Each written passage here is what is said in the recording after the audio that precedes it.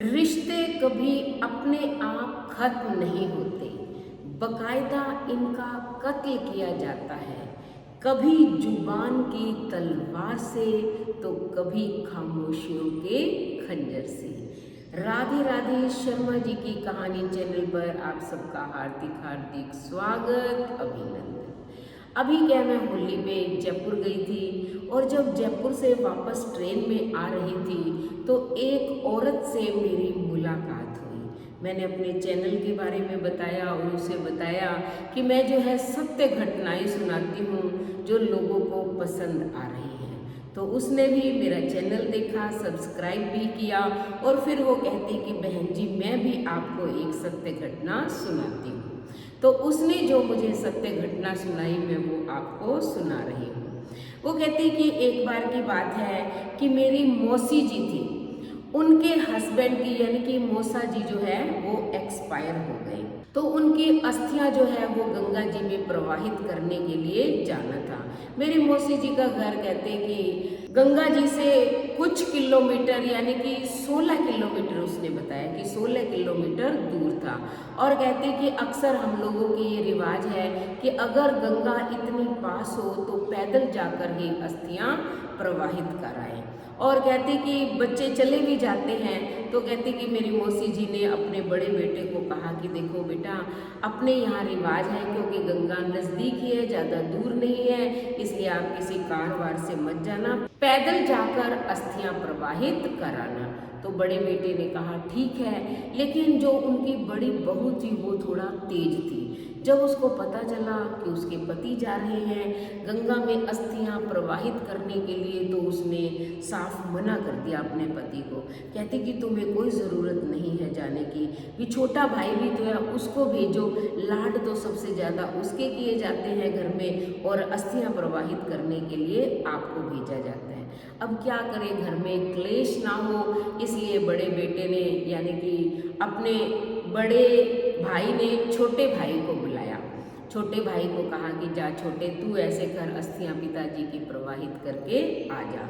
तो छोटा भाई जो था उसकी बहू भी ठीक थी, स्वभाव की और धर्म कर्म में रुचि रखती थी। तो उसने कहा कि चलो मैं भी आपके साथ चलूँगी।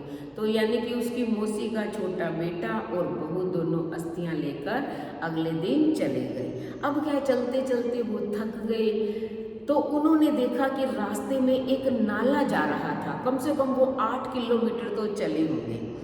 जब उन्होंने वो नाला देखा तो किसी से पूछा कि इसमें जल है और ये साफ ही दिखाई दे रहा है, ज़्यादा गंदा भी नहीं है, ये आगे जाकर कहाँ मिलेगा। तो वहाँ जो आसपास लोग थे उन्होंने कहा कि ये नाला जो है ये गंगा जी में ही जाकर मिलेगा, कि इसका जल जो है वो गंगा जी में जाएगा। अब वो बहू कहने लगी, छोटे वाली कहती कि मैं भी थक गई हूँ, आप भी थक गए हो, क्यों ना हम अस्थियां यही प्रवाहित कर दें, क्योंकि आखिर मिलेगा तो ये पानी गंगा जी में ही, और अस्थियां पानी की यानी कि धारा इतनी तेज है कि स्वयं ही बहकर वहाँ पहुँच जाएंगी। तो बेटे ने भी कह दिया यानी कि उसके पति ने कि हाँ ठीक है, चलो यही प्रवाहित कर देते हैं। तो उन्होंने वो सारी अस्थियां वहाँ प्रवाहित कर दी और वो घर वापस आ गए। जब रात्रि हुई तो यानी कि उसने कहा कि जो मेरी मौसी जी थी तो उनको स्वप्न में मौसा जी दिखाई दिए। मौसा जी ने कहा कि भाग्यवान, मैंने दिन रात मेहनत करके इन बच्चों को पढ़ाया लिखाया, बड़ा ऑफिसर बनाया और इन्होंने मेरी अस्थियां जो है एक नाले में प्रवाहित कर दी, ये वहाँ गंगा जी तक नहीं जा सकते थे, कैसे बेटे हैं ये। अब बेचारी माँ को भी बड़ा दुख हुआ कि मैंने तो बड़े प्रेम से बेटों को कहा था, अब कौन सा बेटा प्रवाहित करके आया, उसे तो पता भी नहीं था। बेचारी रो रो के दुखी हो रही थी। पति की मृत्यु के कारण वो सुबह उठी तो बड़ी बहू चाय लेकर आई। उसने कहा माँ जी चाय ले लो, तो उसने कहा नहीं आज मैं बड़ी दुखी हूँ। उसने कहा क्या बात हो गई, कहती नहीं तू ना बुला, बड़े वाले बेटे को बुला। तो उसने अपने पति को बुलाया और वो यानी कि उसका पति बड़ा ही बेटा था, तो वो आ गया। कहती कि मैंने तुझे कहा था कि अपने पिता की जो अस्थियां हैं वो गंगा जी में प्रवाहित करके आना, तू कहाँ प्रवाहित करके आया। तब बड़े बेटे ने बताया, कहता कि माँ मैं नहीं गया था, मैंने छोटे को भेजा था। तो कहती बुला उसको। अब अब छोटे वाले बेटे को बुलाया गया, तब उससे पूछा, कहती कि बता तूने वो जो है अस्थियां अपने पिताजी की कहाँ प्रवाहित की। मैंने कहा था ना कि गंगा जी में प्रवाहित करनी है, क्योंकि सबके अलग अलग रीति रिवाज होते हैं। कोई हरिद्वार में प्रवाहित करता है, कोई कंखल में करता है, कोई गढ़ गंगा जी ले जाता है, कोई जो है प्रयागराज में प्रवाहित करते हैं। जैसे जैसे जिसके रिवाज हैं सब उसी के अकॉर्डिंग प्रवाहित करते हैं। और कहते हैं कि गंगा कोई ज़्यादा दूर है, अपने घर से केवल 16 किलोमीटर ही तो दूर थी। तुझे अगर नहीं जाना था तो मुझे बता देता, मैं चली जाती, कि तुम दोनों भाइयों के मन में नहीं थी। तब उसने कहा कि माँ आपको क्या पता, कहते तुम्हारे पिताजी जो है स्वप्न में आए थे और वो मुझे कहकर गए हैं कि तेरे बेटे ने जो है मेरी अस्थियां एक नाले में प्रवाहित कर दी, गंगा जी में प्रवाहित नहीं करी। तब छोटे वाले बेटे ने कहा कि पिताजी की ना पुरानी आदत गई नहीं है, वो 8 किलोमीटर यानी कि वापस आए तुम्हारे स्वप्न के अंदर और तुम्हें बता कर गए कि नाले में अस्थियां प्रवाहित कर दी। कहते 8 किलोमीटर आगे नहीं जा सकते थे तो गंगा में प्रवाहित हो गई। यानी कि उसकी बात सुन के मुझे तो हंसी हो रहा गई कि कैसी है ये, यानी कि स्वप्न की बात, लेकिन ये सच थी।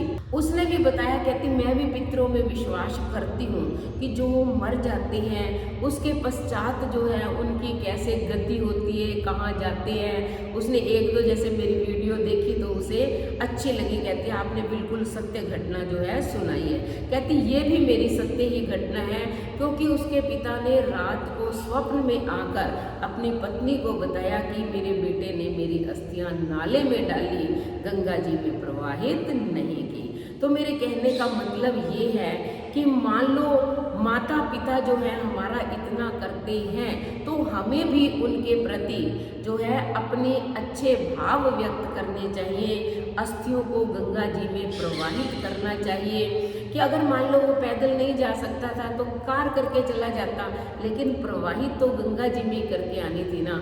मरने के बाद जो भी कर्म कांड होते हैं वो हमें विधि पूर्वक करने चाहिए। नहीं करते तो जो मरे हुए हमारे पूर्वज हैं वो किसी न किसी रूप में आकर बता देते हैं। तो ये मुझे उस लेडीज़ ने घटना बताई थी जो मैं आपको बता रही हूँ। तो बड़ों का, पूर्वजों का, माता पिता का सम्मान कीजिए और जो हमारी भारतीय संस्कृति में रीति रिवाज परंपराएं हैं उन्हें पूर्ण श्रद्धा और विश्वास के साथ निभाइए। उसके बाद चैनल को सब्सक्राइब करें, लाइक और शेयर करें, कमेंट करें और बेल आइकन के बटन को दबाएं ताकि ऐसी ही सत्य घटनाओं की वीडियो का नोटिफिकेशन सबसे पहले आपको मिले।